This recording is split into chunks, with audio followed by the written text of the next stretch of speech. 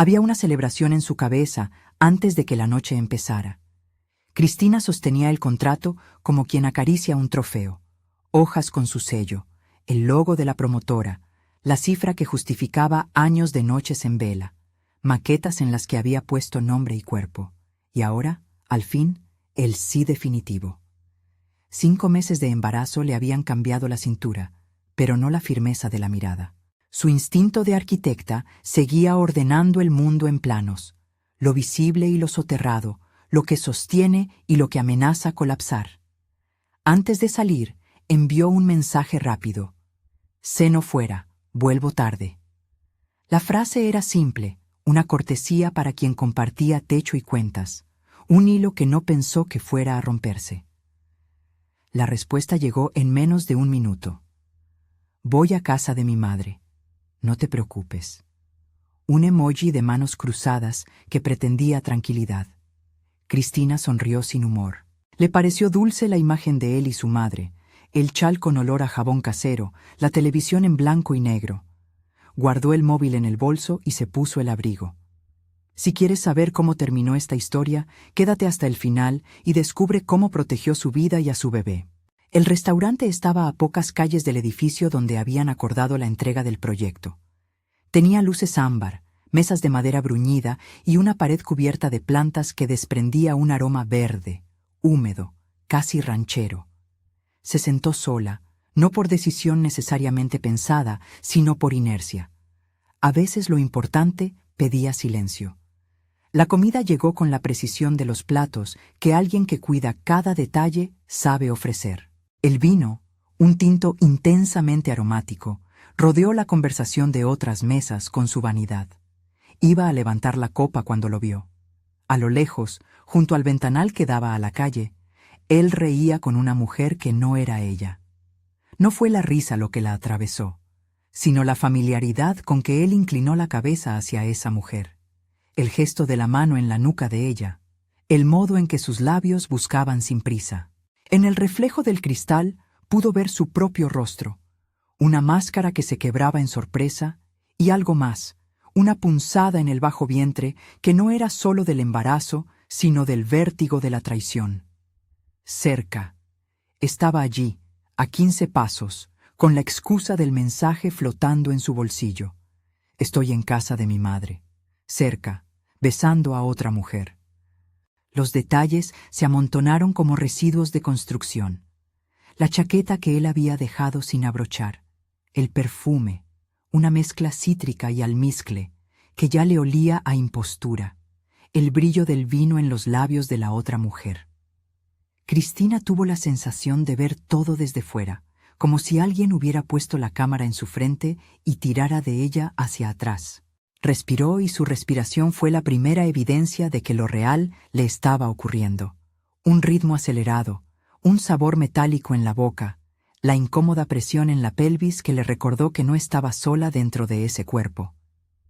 No pensó en hacer una escena, no pensó en gritar, no quiso dar a la pareja el alimento de una escena pública.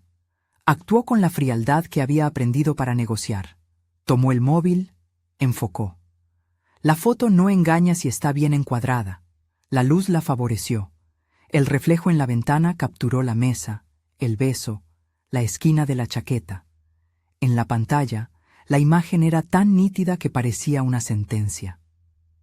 Cristina la miró un segundo más, como quien lee la letra pequeña y descubre que hay una cláusula que lo cambia todo. Envió la foto. El pulso le temblaba, pero las manos obedecieron. Abrió la conversación con Ricardo y adjuntó la imagen. Añadió una sola palabra. ¿Qué? La cámara del teléfono dejó el tiempo estampado en la esquina inferior con la crueldad de una fecha. Esa huella digital sería más tarde una prueba, pero en ese presente era un latigazo. De inmediato llegó su mensaje. No me envíes estupideces. ¿Estás bien? Un intento torpe de minimizar, de dar vuelta a la evidencia. Ella respondió con otra foto, la del mensaje que él había mandado antes, el «voy a casa de mi madre», en la que el texto quedaba inmóvil como una alusión ridícula. Mandó también la hora, 20:12. No había lugar para la interpretación. Se levantó sin terminar de cenar. La comida fría a nadie le importaba tanto como a ella. Al cruzar la puerta, el aire de la calle le dio en la cara y lo encontró demasiado bruscamente real. Las sensaciones físicas del embarazo se combinaron con el vértigo emocional, el mareo, el sudor frío que le rodaba por la sien, el nudo que se alojó en la garganta. Subió al coche sin recordar haber tomado las llaves. Condujo sin rumbo. Las luces de la ciudad se volvían manchas anchas a través del parabrisas. Las llamadas no eran contestadas. Los mensajes que siguieron llegaron con la violencia de lo cotidiano cuando uno descubre una falla. Primero excusas, después enojos domesticados, luego el silencio. Un número desconocido le escribió: «Borra eso». Otro la amenazó en tono más bajo: «No te conviene». Cristina cerró la pantalla, trompeó con las manos y respiró hondo. El bebé se movió como para recordarle que había otra vida en la ecuación. Esa noche durmió en un hotel barato, en el ancho e impersonal colchón que le ofrecía la posibilidad de no tener que soportar el silencio de la casa que había sido su refugio. Al despertarse, la ciudad sonaba diferente, más cruda, con esquinas que antes eran acogedoras, ahora punzaban como un vidrio roto. Llamó a Carolina antes de pensar en otra cosa. La voz de su hermana fue un puente inmediato, clara, sin dramatismos, con la autoridad de quien conoce las piezas del juego emocional. «Ven», dijo Carolina, «no te quedes sola».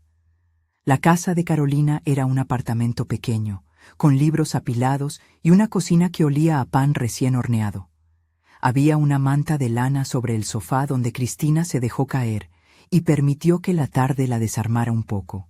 Carolina la miró sin preguntas y le puso entre las manos un té caliente. Le preguntó por el bebé y Cristina habló de Lorenzo por primera vez en voz alta, como si nombrarlo le diera fortaleza. Con el paso de las horas, la conversación fue del cuerpo al asunto práctico. Carolina no le ofreció soluciones milagrosas, ofreció presencia, compañía, que fuera aquello que necesitaba en ese momento. También la obligó a mirar con claridad. «No puedes tomar decisiones en medio de esta confusión», le dijo. «Descansa y luego hablamos». Pero le dejó una puerta abierta. Si quería, la pondría en contacto con Fernanda, una abogada que había ayudado a amigas cuando las relaciones habían terminado con más heridas que papeles. Cristina no quería hablar de abogados.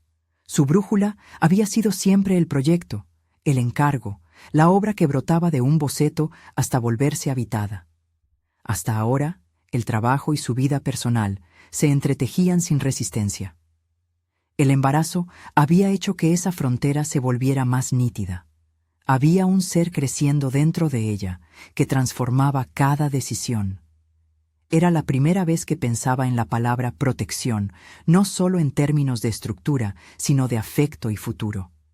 Al día siguiente, todavía con la agitación en el cuerpo, aceptó la recomendación. Fernanda recibió a Cristina en su despacho con la sobriedad de quien ha visto suficientes historias y la calma de quien entiende la importancia de escuchar antes de hablar. Era una mujer en sus 40, pelo corto, mirada directa, con una voz que no subrayaba pánico. El despacho olía a papel y café.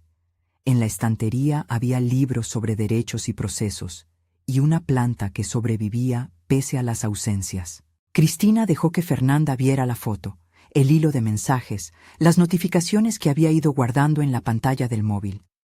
Fernanda los examinó con profesionalismo, sin comentarios ruidosos, como si desarmara un mecanismo para ver sus piezas. «Hay patrones», dijo finalmente. «No solo una equivocación. Cuando alguien miente a favor de una historia y luego hay correspondencia entre esa historia y acciones concretas, no es azar, hay un plan». Cristina sintió algo que no era exactamente alivio, era más bien la certeza de que su intuición no la había traicionado. De nuevo, la arquitecta dentro de ella estructuró la situación en capas. Lo visible, la foto, el beso, lo intermedio, los mensajes, las excusas, y lo que parecía oculto, posibles movimientos financieros, intenciones. Fernanda le explicó que reunirse y documentar, ordenar, Era una manera de transformar el caos en una línea de tiempo que pudiera sostenerse ante otros. No dio instrucciones para actuar contra nadie. Habló en generalidades. La importancia de la coherencia, de no alimentarse del escándalo, de proteger lo que era suyo y lo que aún no había nacido.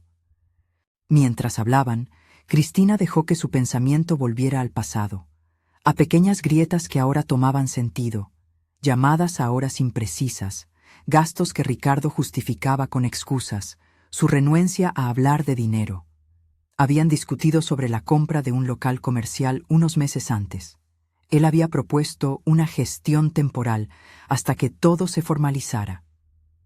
Cristina recordó el papel que había firmado sin pensar demasiado, una recomendación basada en la confianza, y de pronto las letras de aquella firma le parecieron con una caligrafía demasiado dócil. Sentía una ira que no explotaba hacia afuera. Era una rabia fría que empezaba a pedir orden. Al salir del despacho de Fernanda, con un sobre que contenía copias de la foto y de los mensajes, pequeñas cosas que parecían ya equipaje de una nueva vida, Cristina se encontró frente a una puerta giratoria de opciones que no quería y que necesitaba atravesar. No era la venganza lo que llenaba sus pulmones.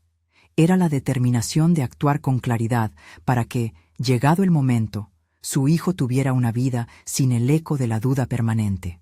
Los días siguientes se sucedieron con la precisión de un horario que había sido reescrito. Hubo conversaciones que se hicieron por teléfono y otras cara a cara con quien parecía ya no ser el hombre con el que había compartido tantas cenas de proyecto, sino alguien con un plan. Hubo mensajes que irían a formar parte de una constelación peligrosa, capturas de pantalla de transferencias, fechas y números que parecían inofensivos hasta que se colocaban en la línea temporal y todo encajaba con la imagen de una coartada. El primer intento de Ricardo de virar la atención hacia ella fue sutil. «Estás exagerando. Todo tiene una explicación». Luego vino el tono más áspero, la súplica disfrazada de control. «Piénsalo, por Lorenzo». Cristina sintió la palabra hijo usada como timón para manipular la brújula de su dignidad. No lo permitió.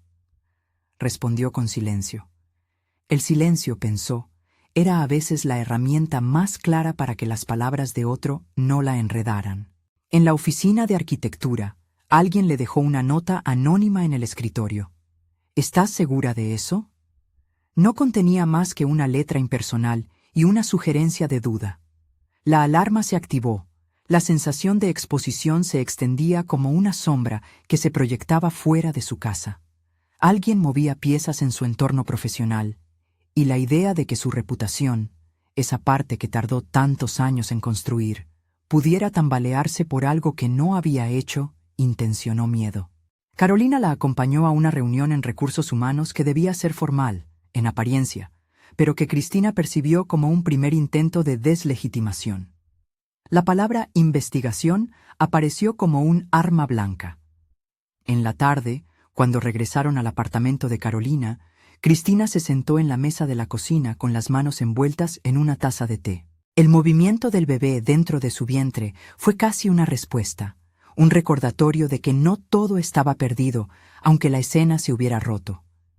Esa noche, sola en la cama que ya no compartía, revisó una vez más la secuencia de mensajes.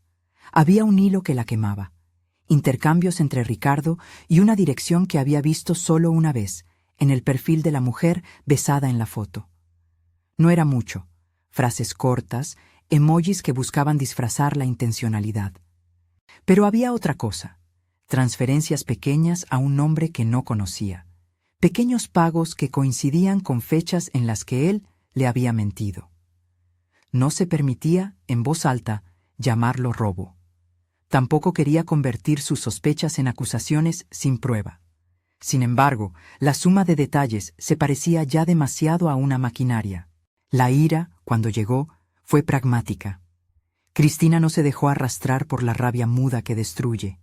Sintió una rabia que planifica, que manda a medir los planos antes de demoler. Hizo una lista. Las arquitectas hacen listas, pensó, de cosas que ya no haría. No contestar inmediatamente, no discutir en redes, no exponerse a la manipulación. Pensó en Lorenzo como en un edificio por construir, cimientos firmes, no parches. Llamó a Fernanda de nuevo y pidió una cita urgente. La abogada la recibió con la misma mirada contenida y propuso lo que para Cristina sonó como un mapa: ordenar pruebas, documentar, ser coherente en cada paso. No hubo, en la conversación, consignas sensacionalistas, ni promesas de finales espectaculares. Fernanda habló en términos de medidas y prudencia. No entró a explicar procedimientos. Tampoco lo hizo Cristina.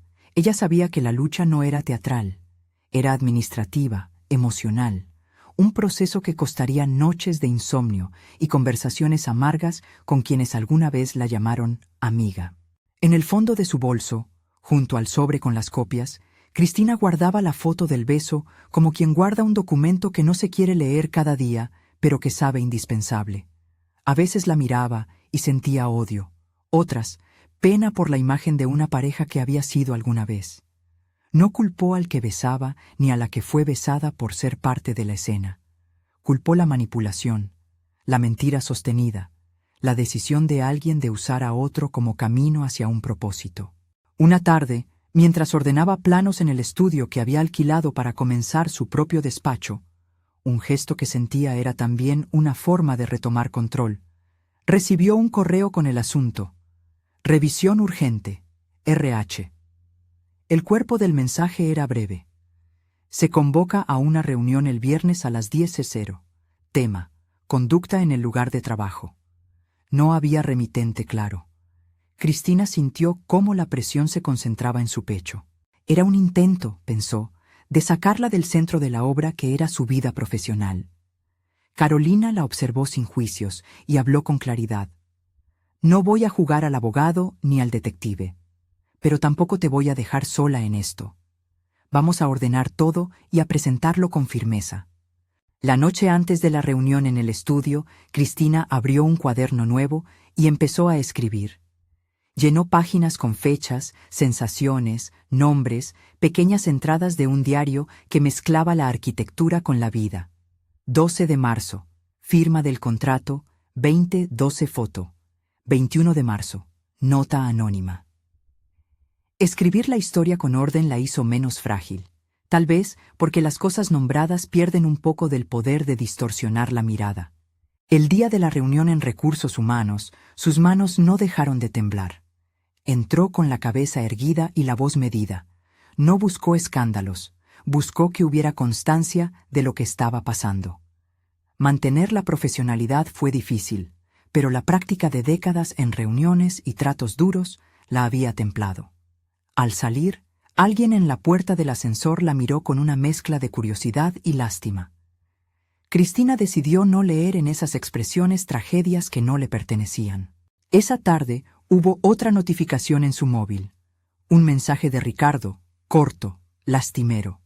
«Hablemos, por favor», decía. Ella lo leyó, respiró y escribió algo que fue más una decisión que una respuesta. No ahora. No era un cierre. Era una forma de preservar su cabeza y su vientre de más oscilaciones.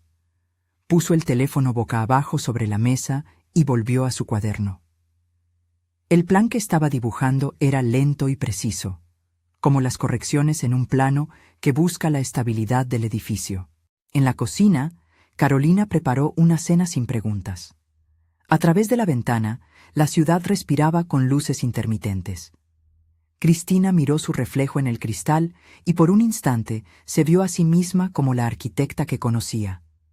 Manos con callos invisibles por tanto bosquejar, ojos que habían aprendido a medir la luz para proyectar sombras bellas. Era la misma mujer, sí, pero ahora con una línea de defensa nueva. No permitiría que la mentira se transformara en ley. Aquella noche se permitió singulares recuerdos.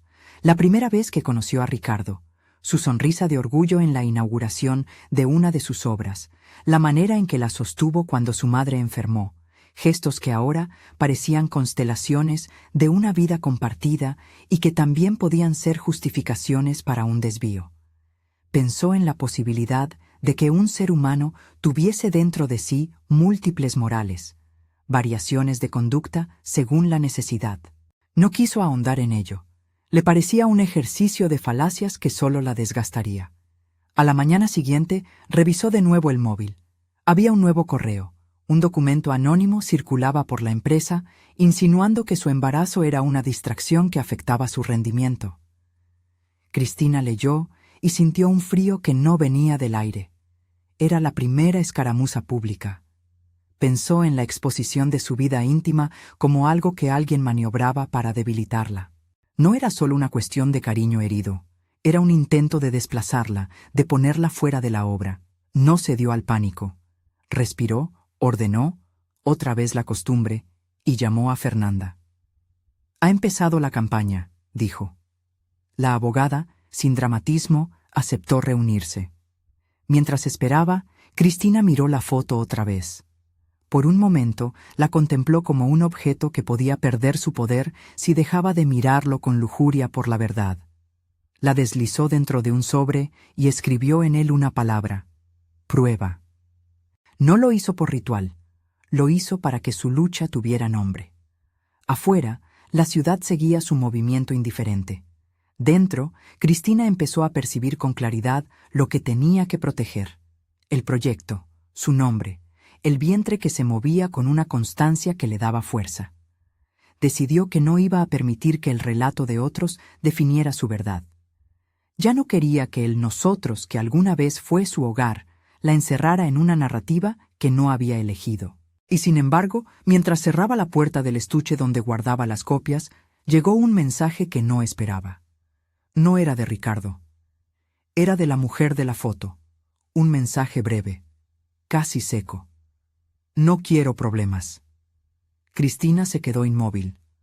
La pantalla del móvil brilló en la penumbra del estudio. Por primera vez, la mujer que besaba a su marido hablaba. Aquella frase, aparentemente conciliadora, le abrió un nuevo flanco. ¿Era cómplice? ¿Era una víctima? ¿O tal vez simplemente alguien que no quería verse arrastrada por el conflicto? Cristina respondió sin acritud: «No los quiero tampoco». No quería iniciar una negociación con esa mujer. Quería que se acabara la mentira. La conversación no progresó. Por la tarde, otro correo, revisión de conducta y una invitación a hablar con la superiora. El latido en el vientre fue una alarma y un consuelo. Lorenzo, aún por nacer, se convirtió en su razón para no abandonar la calma. Esa noche, cuando Carolina se fue a su casa y cerró la puerta, Cristina se quedó sola con la ventana y la ciudad a sus pies. Colocó el sobre con la palabra «prueba» dentro de un cajón y lo cerró con la sensación de que algo comenzaba a ordenarse. Aún así, no podía desprenderse de la inquietud. En algún lugar, alguien movía los hilos para arrastrarla fuera de su vida. La pregunta ya no era solo quién había mentido, era cómo reconstruiría su existencia para que la mentira no le volviera a robar el espacio. Sonó el teléfono. Era un número que no reconocía. La llamada fue breve y anónima. Una voz que parecía alumbrada por la distancia le dijo que cuidara su reputación si quería seguir en la obra. Cristina colgó sin respuestas. No iba a negociar con el miedo. Encendió una lámpara, abrió un documento nuevo en su ordenador y comenzó a escribir un relato que, en su mente, sería la base de su defensa. Fechas, hechos, conversaciones, nombres. Como arquitecta, sabía que la fortaleza de un edificio está en la claridad de sus planos.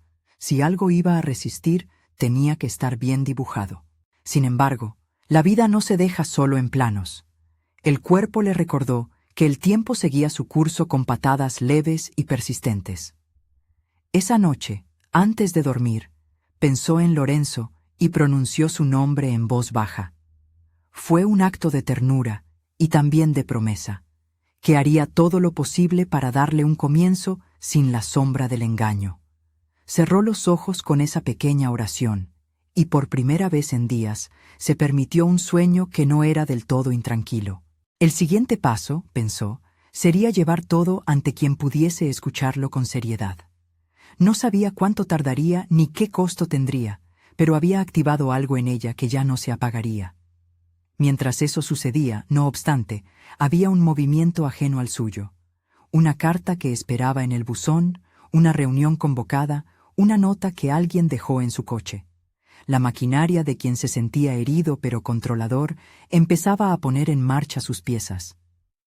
A la mañana siguiente, cuando el buzón se abrió y apareció un sobre con membrete del edificio, Cristina sintió la tensión crecer. El sobre contenía una notificación administrativa, una formalidad con apariencia inofensiva que, sin embargo, anunciaba el comienzo de una pequeña guerra de papeles. Lo sostuvo en la mano, y por primera vez supo que la ciudad no sería un paisaje neutro en el que ocultarse. Sería un tablero donde se jugaría su dignidad. Cerró la puerta de su nuevo despacho. La llave giró con certeza, y pensó que la arquitectura le había enseñado algo esencial. Toda construcción comienza con una decisión firme sobre dónde poner la primera piedra. Aquella mañana, con el sobre en la mano y la foto guardada, Cristina eligió su primera piedra.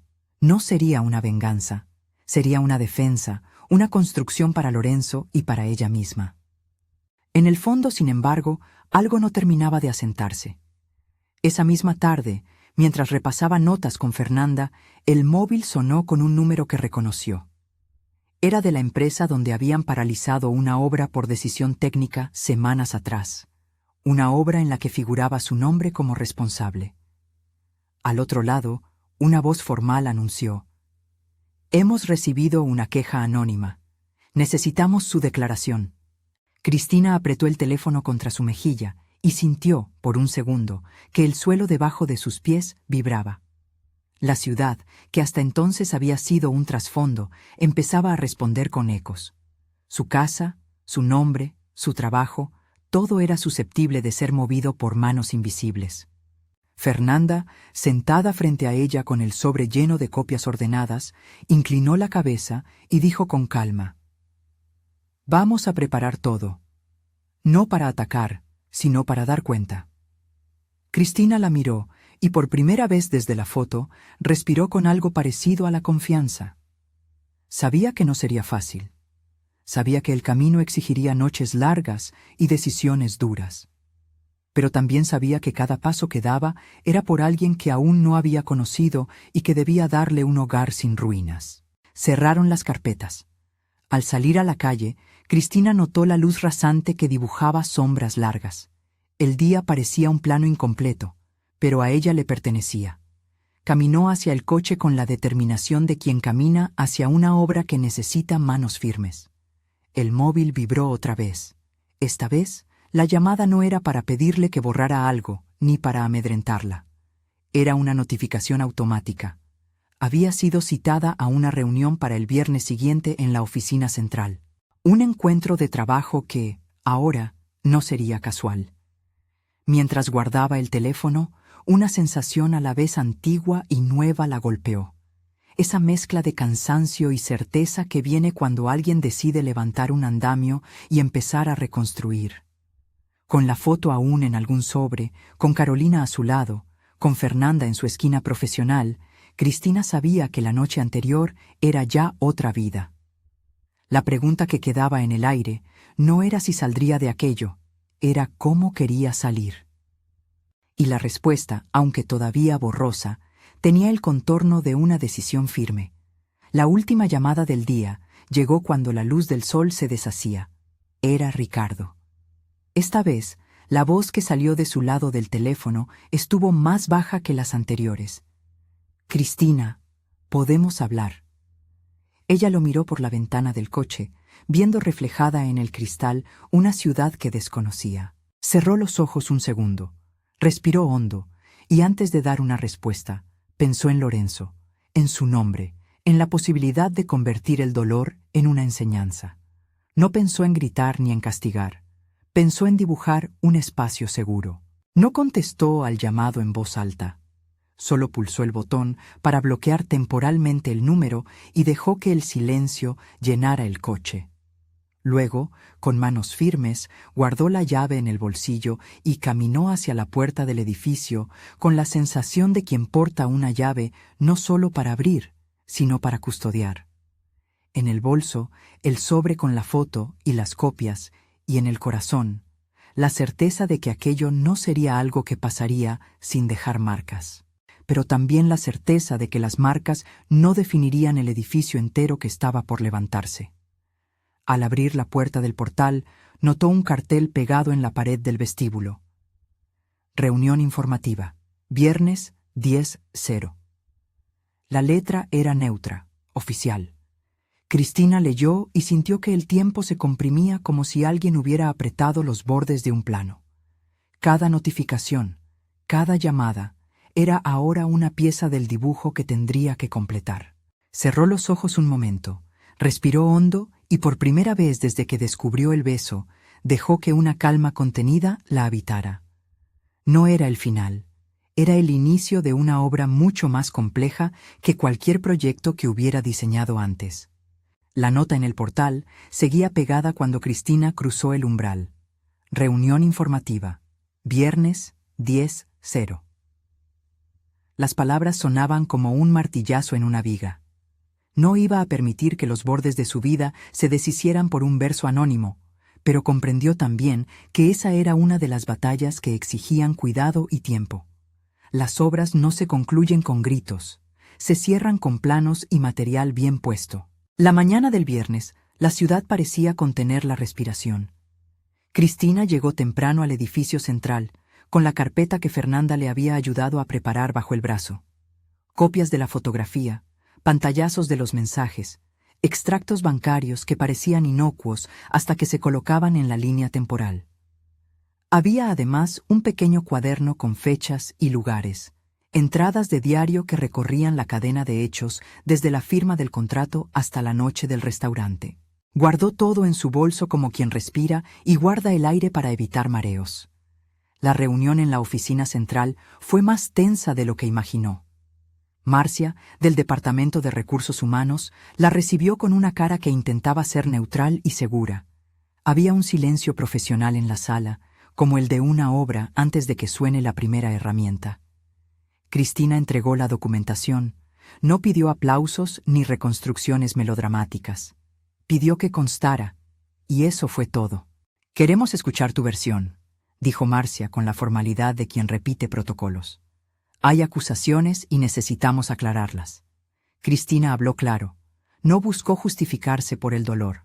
Habló de hechos, la foto, el mensaje, «Voy a casa de mi madre», las transferencias pequeñas que le parecieron un tablero. Contó cómo había guardado todo, cómo había pedido ayuda a una abogada y cómo prefería la verdad a una negociada y corriente mentira. Al salir de la reunión, notó rostros que la miraban con curiosidad contenida.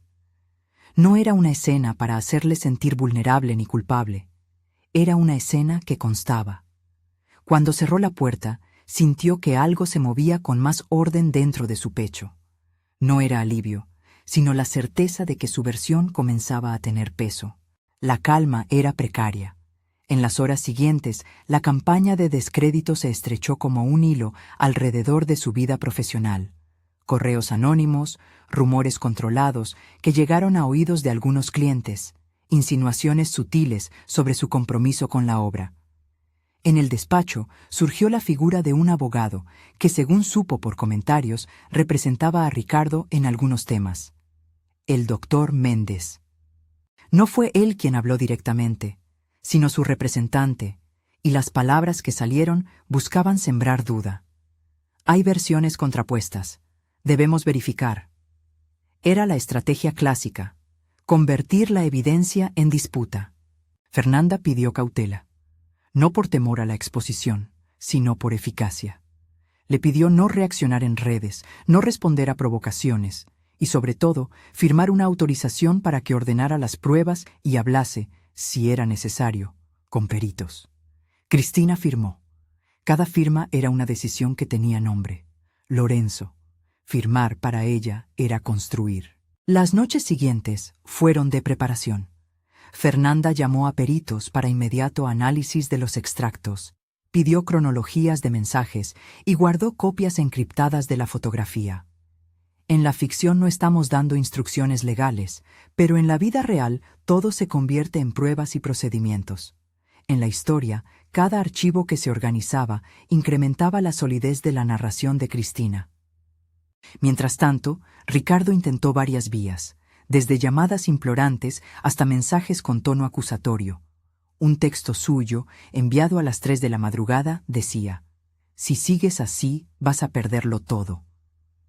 En el margen del fondo de pantalla de su móvil, Cristina vio la palabra «todo» y la convirtió en índice. No iba a permitir que nadie definiera lo que todo significaba. Horas después de un mensaje que olía a amenaza, el nombre de la mujer de la foto apareció con más claridad: Juliana. Había un perfil con fotos antiguas y mensajes borrados, pero el rastro volvió a aparecer en la investigación que Fernanda coordinaba. No bastaba la rabia para construir, había que transformar rabia en prueba. De pronto, una llamada inesperada. «Tengo información, puedo ayudar».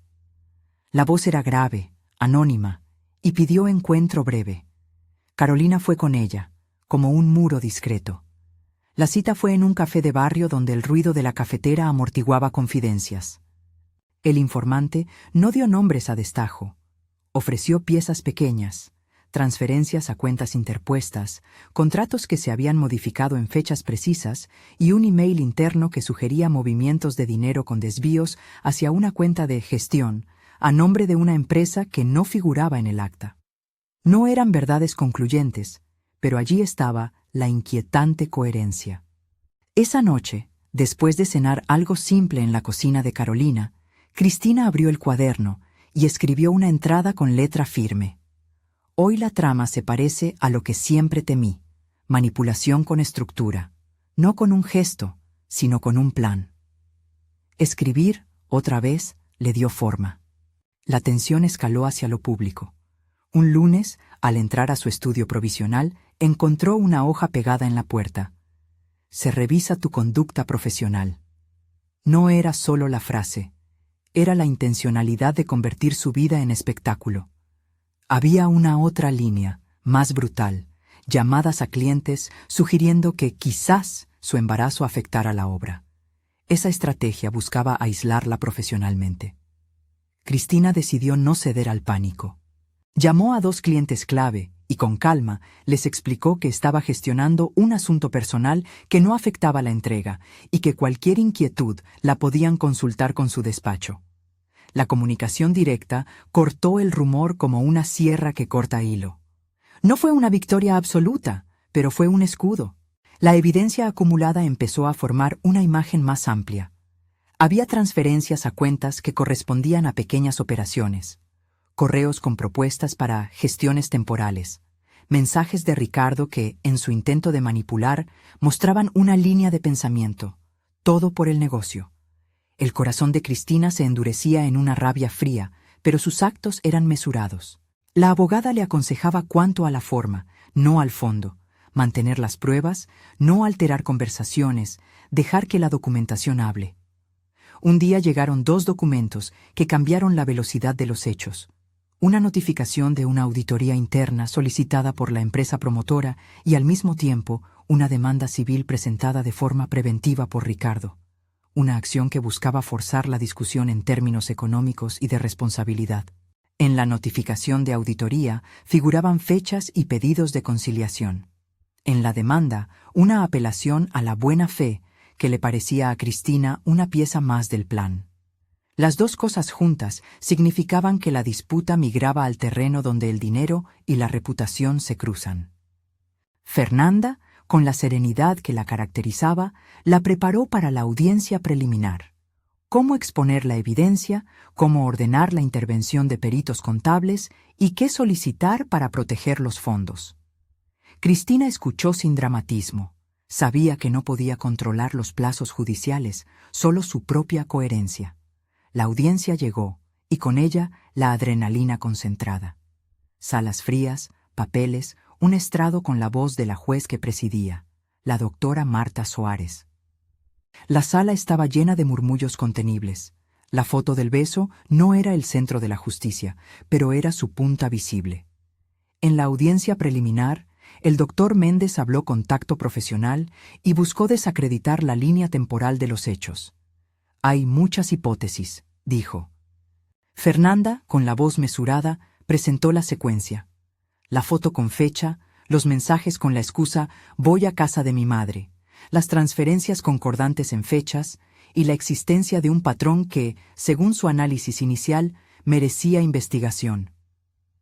La doctora Marta escuchó con atención. Hubo un momento de clímax cuando Fernanda pidió una medida cautelar para evitar que se dispusieran fondos de forma unilateral hasta que la auditoría concluyera. No fue un pedido grandilocuente, fue una prudencia que buscaba estabilidad. La juez, consciente de la gravedad de las acusaciones y de la posibilidad de daño inmediato, accedió a una medida temporal que protegía ciertos activos y ordenó la remisión de la documentación a peritos. No era una sentencia definitiva, era una protección en el intertanto. Cuando Cristina salió de la sala, sintió que el aire tenía otra densidad. No era que todo estuviese resuelto, pero había un muro que la ley había colocado entre ella y el riesgo de vaciar su vida por la ambición de otro. La sensación fue sobrecogedora. Alivio con sabor a trabajo por hacer. Fernanda la abrazó unos segundos, sin más palabras que las necesarias. Carolina, esperándola afuera, le ofreció una sonrisa que no intentaba minimizar la gravedad, sino sostenerla. La vida, sin embargo, siguió su curso implacable. El embarazo avanzaba y las patadas se hacían más intensas. En ocasiones, Cristina percibía al bebé como un motor que le obligaba a no caer. En otras, era un interlocutor silencioso que le recordaba que la decisión no era contra alguien, sino a favor de un futuro. Entró en sus manos una carta formal de la promotora, la convocatoria a una charla con clientes para planificar la continuidad de las obras. Para muchos, haber sido señalada bastaría para apartarla. Para Cristina, era una oportunidad de demostrar que su trabajo podía sostenerse sin espectáculo. En medio de la vorágine, hubo un episodio que la obligó a usar su frente de fría rabia. Alguien colgó en la puerta del estudio una fotografía de su rostro con una frase insultante. Carolina la encontró y la retiró antes de que alguien la viera. No hubo violencia física, hubo humillación proyectada. Fue el punto en que Cristina decidió dar un paso más firme. No iba a jugar en la vereda de la venganza. En su agenda mental se instaló otra palabra: cuidado. Cuidado con lo que contaba en público, cuidado con cómo y cuándo actuaba. La defensa no necesitaba furia pública, necesitaba estrategias claras. Mientras tanto, emergieron nuevos datos. Conversaciones entre Ricardo y Juliana que mostraban coordinación más allá del abrazo y del beso. No era solo una historia de dos corazones. Era una operación en la que el embarazo de Cristina había sido incorporado como argumento para acelerar movimientos de patrimonio. Las frases, vez tras vez, demostraban cínicamente una planificación. Fernanda las leyó en voz baja. «Hace falta que ella firme la cesión antes del parto», dijo una. «Lo de la cuenta temporal lo ponemos como gestión», puso otra. Cristina sintió que la traición tomaba forma de arquitectura. No un arrebato, sino un proyecto. Eso la enfureció, pero la ira no la llevó a arrebatos. Llamó a su contable de confianza y pidió un informe inmediato sobre las cuentas vinculadas a su nombre y a posibles cómplices. No buscaba venganza personal, buscaba proteger lo que era de Lorenzo y suyo. Las acciones legales que siguieron fueron medidas administrativas y carta por carta. Notificaciones a bancos, solicitudes de auditoría, intervención de peritos. La historia se volvió, por fin, clara en los papeles. La espera de la auditoría y de los dictámenes contables fue extenuante. Hubo días en los que la ansiedad la inundó. Por las noches escribía en su cuaderno: «No puedo garantizar la justicia, solo mi coherencia». Ese fue su mantra. No era una renuncia a la ira, sino una transformación, convertir el resentimiento en trabajo. Aún así, la presión tuvo su precio. Una mañana sintió calambres intensos. Era temprano, y el cielo era de un azul intransigente. Carolina la llevó al hospital. Las manos de Cristina temblaban por muchas razones: miedo, fatiga y un cansancio que las noches de insomnio habían instalado. El diagnóstico fue claro. Estaba sucediendo antes de lo previsto. Se aceleraron los tiempos. La rapidez con la que se organizó el ingreso la desbordó. Fernanda y Carolina se repartieron la logística. En el hospital, la sala olía a antiséptico y a café. El trabajo de parto se volvió un ritmo propio, una especie de tambor que separaba el pasado del futuro. Cristina respiró, como había aprendido en clases prenatales, pero esta vez la respiración tenía además una especie de firmeza. El bebé estaba por llegar y ella había construido, a martillazo de cuidado y pruebas, una red que lo protegía. Durante las horas más agudas del parto, recordó momentos pequeños. El primer boceto de un proyecto, la risa de Ricardo cuando le contó que él había comprado aquel chal en una feria, la voz de Carolina que le decía que estaba bien. No hubo indulgencias con la idea del perdón. Hubo foco absoluto en la vida que iba a traer al mundo. El nacimiento de Lorenzo fue un estallido de luz contenida. Su llanto llenó la habitación como una bandeja que se coloca en la mesa de una nueva construcción. Firme, exigente, claro. Cristina lo miró por primera vez y en sus ojos se mezclaron un dolor que no se iba del todo y una ternura tan inmensa que le reordenó la respiración. Con mano temblorosa, pero atenta y serena, mordisqueó la primera piel de su hijo y pronunció su nombre en voz baja. Lorenzo. El sonido le pareció definitivo. La primera visita de Ricardo al hospital fue un episodio tenso. Quiso entrar con atuendo afligido y promesas nocturnas. Había quien lo esperaba en la puerta y le negaron el acceso por indicaciones de logística del centro. Cristina, con la voz contenida, decidió no permitirle acompañarla en las primeras horas. No fue un acto de rencor sin sentido, fue una decisión tomada por prudencia. No quería que la primera memoria de Lorenzo fuera de un hombre cuyo comportamiento había demostrado un plan. Prefirió que las primeras horas fuesen de silencio cálido entre madre e hijo. En los días posteriores al parto, la vida consistió en rutinas de amamantamiento, papeles por firmar y visitas contadas. La medida cautelar dictada en la audiencia anterior siguió vigente, lo que le dio cierta tranquilidad en lo económico. Los peritos entregaron un informe preliminar que sugería irregularidades, transferencias a empresas pantalla, documentos con fechas alteradas. No era el final, era una puerta abierta a una investigación más profunda. Ricardo, ahora con asesoría legal más agresiva, intentó acercamientos que oscilaban entre la súplica y la amenaza. Algunos mensajes buscaban acuerdos, otros insinuaban la posibilidad de limpiar su nombre. Cristina contestó con la neutralidad de quien no iba a negociar su tranquilidad. La prioridad era Lorenzo, y la reconstrucción de una vida en la que ya no cabía quien había planeado contra su propia familia. La separación material fue un paso inevitable. Vendió el apartamento de la pareja. Fue una decisión que dolió por el valor simbólico más que por el económico. Era el lugar de muchas puertas, de conversaciones y de planos desplegados sobre la mesa. La venta no fue una huida, fue una liberación racional. Mejor transformar un activo que mantenerlo como recordatorio de una infiltración. Con el dinero, reorganizó las finanzas.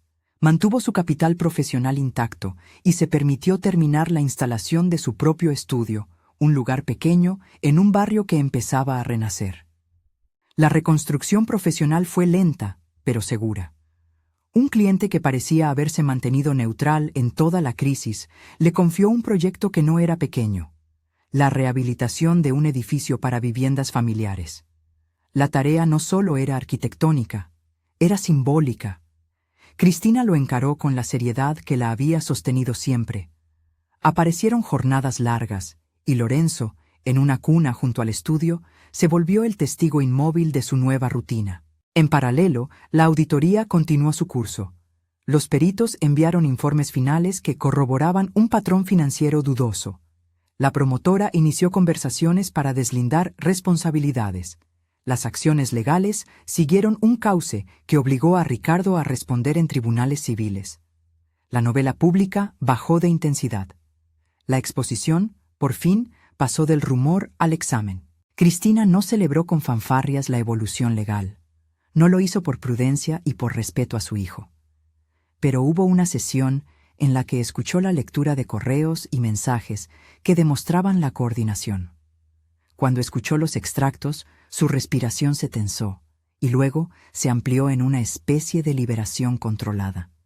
No fue la caída de un telón, fue la constatación de que la verdad, acompañada de pruebas, podía detener la maquinaria de falsedad. Hubo, como siempre, momentos de duda, llamadas al desánimo, noches en las que el cansancio parecía un muro. Carolina fue la constante, Fernanda, la profesional que cruzó cada línea de la lógica para sostenerla. Con el tiempo, la presión disminuyó. La relación con la promotora fue recompuesta con disculpas institucionales y medidas de control interno. No fue una curación total, pero sí una reparación parcial. En lo personal, la relación con Ricardo se cerró de manera que no dejase heridas abiertas. Hubo un acuerdo judicial que incluyó una separación de bienes y la definición de visitas en un marco que priorizaba la seguridad y estabilidad de Lorenzo. No hubo venganza ni humillación pública. Hubo, en el centro de la negociación, la voluntad de Cristina de poner límites firmes. Había días en que su resentimiento despertaba como una llama lenta, y otros en que la ternura por su hijo llenaba los márgenes. Abrir su propio estudio fue un acto de voluntad. Decorar mesas, elegir una lámpara, colocar fotografías de obras en proceso. En una de esas tardes, decidió colgar en la pared un plano que había diseñado para la rehabilitación. Era un dibujo a mano, líneas azules y sombreados en lápiz, que simbolizaba la reconstrucción. Lorenzo jugaba en la alfombra, lanzando sus manos hacia un móvil musical. Cristina sonrió, agotada y completa a la vez.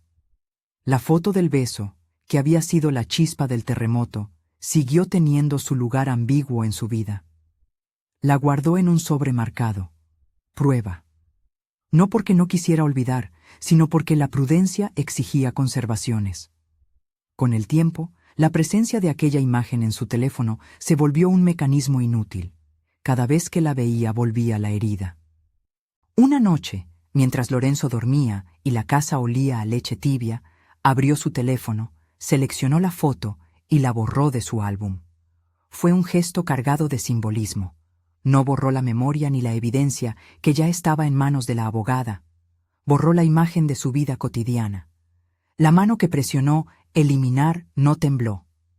No fue un acto de olvido, fue la elección de no llevar consigo, todo el tiempo, el peso de la traición. Con el tiempo, la vida cotidiana se recompuso con pequeñas piezas. Una rutina de paseos con Lorenzo en el parque, un café con Carolina los sábados, llamadas con Fernanda que ya sonaban menos urgentes y más amistosas. Los papeles terminaron por delimitar responsabilidades. Las relaciones se ordenaron. Cristina volvió a proyectar. Nuevos encargos, clientes que admiraban su rigor, el sueño de una casa llena de luz para su hijo. Una noche, ya con la venta del piso cerrada y la inauguración del estudio hecha, Cristina se sentó en la terraza de su nuevo hogar. Había una lámpara que lanzaba luz cálida sobre sus manos. Sostuvo una taza de té y miró a Lorenzo, que con una sonrisa remota dormía en su cuarto. Pensó en cuánto le había costado llegar a ese punto. Noches de miedo, audiencias, la sensación de que las piezas se movían fuera de su control. También pensó en las decisiones que había tomado, en cada firma, en cada límite puesto.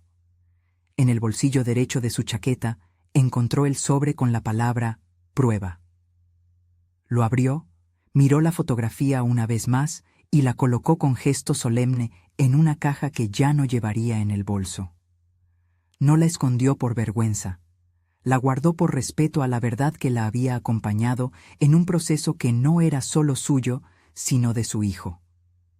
Cerró la caja y la depositó en un lugar seguro. Luego apagó la luz y volvió a su nuevo hogar. Las reconstrucciones no son lineales. Hubo días de nostalgia, preguntas sin respuesta, momentos de culpa por haber amado a quien la traicionó. Pero también hubo crecimiento, la firmeza de no permitir la manipulación, la transformación del dolor en herramientas, la decisión de dar a Lorenzo un hogar que no se sostuviese sobre la mentira. Cristina no cayó en la caricatura del perdón fácil ni en la venganza. Eligió, en cambio, la dignidad como proyectista, medir, calcular, proteger. Aprendió a trazar límites y a confiar en su propia intuición. Aprendió que la maternidad no anula la ambición ni la capacidad profesional, que la construcción de una vida decente para un hijo exige no solo paciencia, sino también estrategia. Con el tiempo, las audiencias terminaron. El caso quedó en manos de las autoridades competentes y la investigación avanzó en calma. Ricardo afrontó las consecuencias de su plan, no con una caída espectacular en tabloid, sino con la lenta erosión que siguen los actos de seducción y cálculo cuando se colocan ante la luz. Juliana, cuya presencia había sido central en la noche del beso, quedó como evidencia de una complicidad. La vida siguió su curso para todos, con sus decisiones y repercusiones. Un año después, Cristina celebró el primer cumpleaños de Lorenzo en el jardín de su nuevo edificio. Había globos, una mesa con cosas sencillas, amigos presentes. No hubo estridencias. Hubo verdad. Mientras los invitados reían y el niño trepaba el primer peldaño de su curiosidad. Cristina miró alrededor y entendió que la paz no es la ausencia de dolor, sino la resultante de un trabajo constante. Había cicatrices, había memoria, pero también había un edificio nuevo, cimentado con decisiones claras. Esa tarde, cuando el sol inclinaba su luz, recibió un mensaje de alguien que hacía tiempo no escribía. Era de la mujer que besó a Ricardo, y decía: «Ojalá hubiéramos hablado antes». Cristina respondió con una frase sencilla: «No hay vuelta atrás, solo adelante». No fue un gesto de desprecio, sino de aceptación. Cada uno debía cargar consigo lo que eligiera. La historia, que empezó con una fotografía y una excusa, «voy a casa de mi madre», había terminado por convertirse en un archivo. Se deshizo de lo superfluo y conservó lo necesario. Aprendió a no transformar su vida en una exposición pública y a no permitir que los demás definieran su valor. Aprendió, sobre todo, que la maternidad no es un freno sino un motor. En una tarde templada, mientras Lorenzo jugaba con bloques de madera, Cristina abrió su ordenador y dibujó un plano nuevo. Un proyecto que combinaría viviendas accesibles y espacios comunitarios. Era, al final, lo que siempre había hecho: crear lugares donde la gente pueda vivir con dignidad. Era también la forma de devolver al mundo algo que la traición le había arrebatado: la certidumbre de que se puede volver a construir. Antes de apagar el ordenador, buscó en el cajón la caja con la palabra «prueba». La abrió, miró la imagen una última vez y sonrió con una mezcla de tristeza y alivio. No era olvido, sino elección. Tomó su teléfono, abrió la galería donde la foto había estado tanto tiempo y con un gesto definitivo eliminó la carpeta donde la guardaba. No por temor ni por resignación, sino por el simple derecho de no llevar cada día el peso de aquello que ya había procesado. La foto desapareció de su vida cotidiana. La verdad permanecía en los archivos que ya no necesitaban más atención. Cerró los ojos un instante y respiró. Detrás de esa respiración, oyó la risa de Lorenzo y el murmullo del barrio. Sabía que habría más desafíos. Sabía que la recuperación es una obra inconclusa, un proceso que exige atención constante. Pero también sabía que, con su cuaderno, con su abogada, con su hermana y con su hijo, había construido algo que resistiría. Si esta historia te ha tocado, deja un comentario y comparte tus impresiones. Muchas mujeres y muchas personas recorren caminos parecidos. Compartirlo puede ser el primer paso para que otros recuerden que la verdad, acompañada de coherencia, protege.